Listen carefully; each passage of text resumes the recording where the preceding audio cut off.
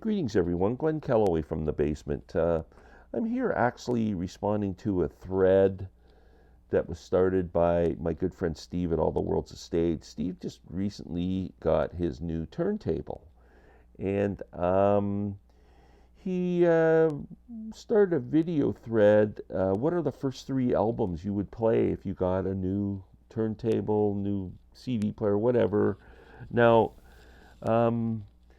being someone who just this year got a brand new CD player, which I absolutely love, it's a Name CD 5i is the model number, and great table, or great CD player, and I actually loved it so much that I spent $2,200 and bought another one and sent it to Steve and he was really surprised that I would be so generous, but.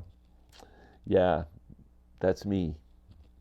Anyway, so I kind of like this idea. I'm going to show you the three albums that I picked when I bought first played when I bought my CD player. I went back and looked at my video history, found the video where I discussed it.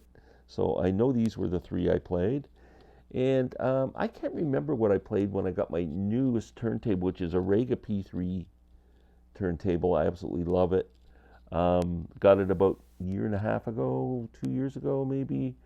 And I can't remember the three albums I played, but I'm going to pick three that I would play if I got a new turntable today. I got to tell you a bit about my turntable history. So I got back into vinyl. I'm trying to think in the late 90s, maybe 2000, somewhere around there, maybe a little later than that. And built up a really nice collection, a lot of MoFis, really nice stuff. And then I bought a new dual turntable, but a high-end dual turntable. It had this wood platter, and I got this Soundsmith Boheme cartridge, which was worth a ton of money. It was a beautiful table. I had a great record collection. Then my wife and I decided to downsize, move into a condo, and I'm going, I got no room for records and record players. I'm just going to go CD, and I sold all that off. Dumbest thing I ever did in my life. I regret that every frickin' day. It was just stupid. I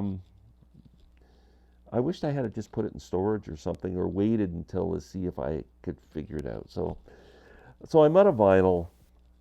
Then, living in the Cobourg, Ontario area, I met my friend Tim, who owns Zap Records in Cobourg. Tim had a food drive, and he was trying to, help the hungry and the needy and whatever. Awesome. And when you brought food in, he put your name in for a draw for a turntable. It was a project turntable, entry level, but it had George Harrison on the painted on the platter, or not platter, but on the plinth or whatever you call it.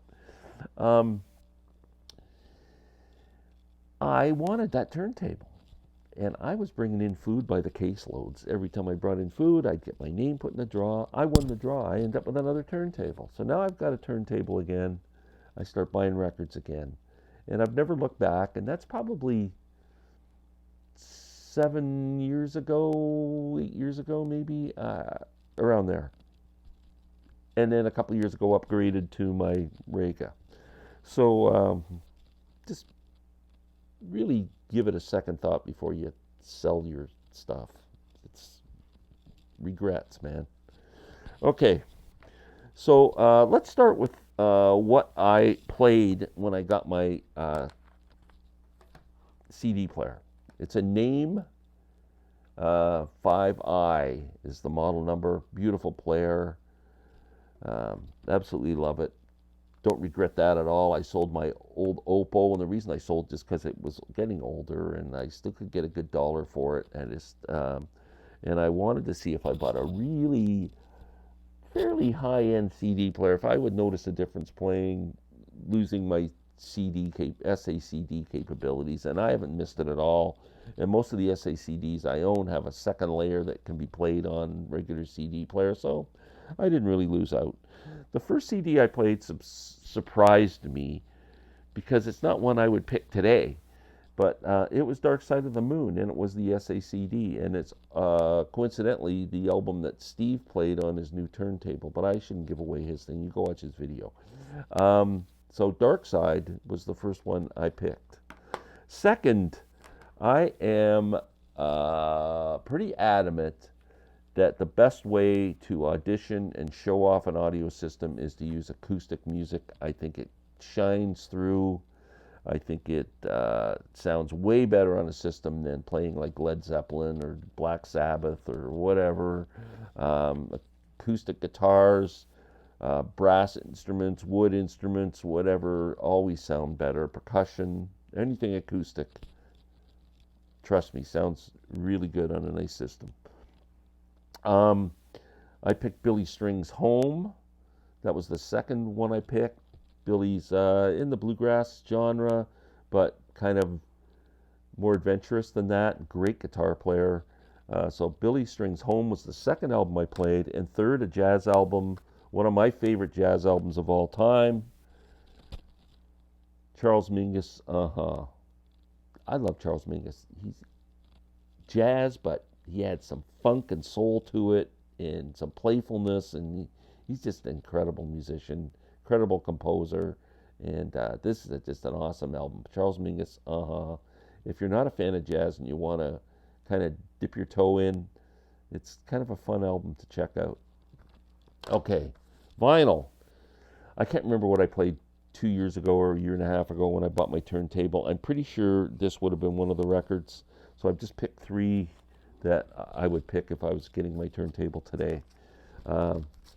Ry Cooder, Paradise and Lunch. Ry Cooder's my favorite guitar player. I love his slide playing. Just love anything he does. And such a tasteful, incredible musician. And Paradise and Lunch is my favorite Ry Cooder album. This is a MoFi original master recording, which sounds absolutely fantastic. This would definitely be used to check out my new turntable. Second, I would have to pick a jazz album. I threw two in the mix here. Soul Station, Hank Mobley, with Paul Chambers and Wynton Kelly and Art Blakey. Blue Note label, fantastic record. Or something else, one of the great jazz albums of all time, Cannonball Adderley, Miles Davis, Hank Jones, Sam Jones, and Art Blakey again. Either one of those would sound good. Last but not least, I've been really getting back into early Doobie Brothers. The first four albums are fantastic, and they really sound awesome on vinyl. So well recorded, so well produced, and they got a good mix of horns and acoustic instruments and electric instruments and great vocals and harmonies and stuff going on. You can't go wrong listening to a Doobie Brothers album, one of the first four albums, maybe more. They're just the ones I like. And I just recently picked up Toulouse Street on vinyl. This has eluded me for quite some time, and I finally found it. And it does sound amazing. So early Doobies, this one, What Are Once Vices Are Now Habits would be good. Captain and Me, yeah, they're all awesome. That's it. Steve, thanks for starting this thread. I thought it was a great idea.